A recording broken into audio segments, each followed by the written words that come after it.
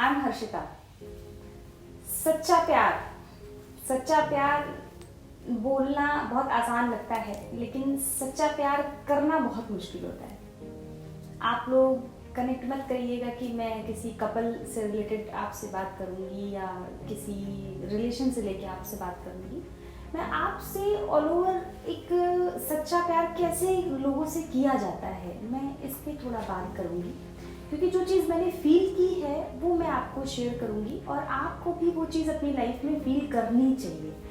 क्योंकि होता क्या है कि बहुत ढेर सारे रिलेशन हमारी लाइफ में होते हैं, हमारी ज़िंदगी में जब हम पैदा होते हैं तो हम बहुत ढेर सारे संबंध लेके पैदा होते हैं। वो संबंध आपका माँ से जुड़ा हुआ होता है, आपके पिता से जुड़ा हुआ होता है, आपके भाई से जुड़ा हुआ होता है और आपकी बहनों से जुड़ा होता है।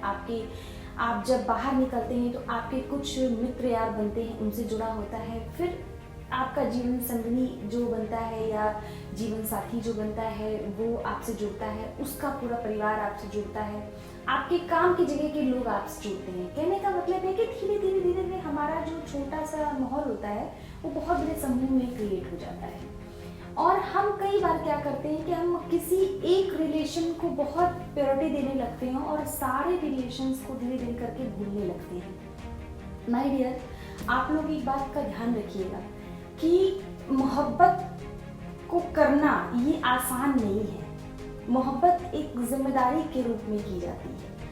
आप अपनी माँ से जितना प्यार करते हैं वो कोशिश करिए कि उनके हिस्से का प्यार किसी की तरफ ना जाए। जो प्यार आप अपने भाई बहनों से करते हैं कोशिश करिए कि वो प्यार उनके हिस्से का किसी और के पास ना जाए। जो प्यार आप अपनी गर्लफ्रेंड, अपनी बीवी से करते हैं वो कोशिश करिए वो प्यार किसी और के हिस्से में ना जाए। कहने का मतलब है कि अगर आपको अपनी लाइफ में खुद सेटिस्फाई रहना है और अपने रिलेशन में लोगों को सेटिस्फाई रखना है तो आपको थोड़े से कैलकुलेशन की ज़रूरत है कि आप लोगों से कितनी सच्ची मोहब्बत कर सकते हैं। किसी एक पे ही दुनिया लुटा देना सब कुछ नहीं होता है, क्योंकि आपकी ज़िंदगी पे किसी एक का हक नहीं होता है।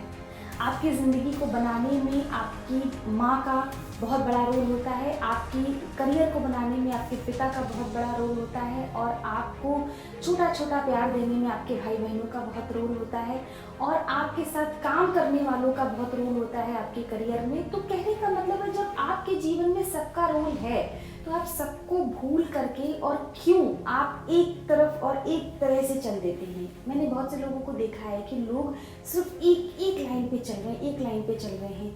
तो मोहब्बत को करिए, लेकिन एक किसी की मोहब्बत छीन के दूसरे को मत दीजिए। जिम्मेदारियों से जुड़िए, क्योंकि जिम्मेदार आदमी मोहब्बत की सही कीमत को जान सकता है और मान सकता है।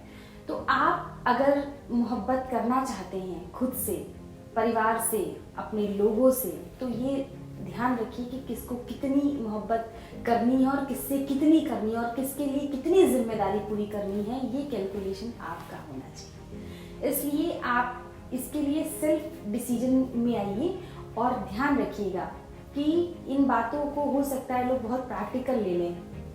कभी भी रिलेशन जो है वो बहुत दिल से निभाए जाते हैं, दिमाग से नहीं।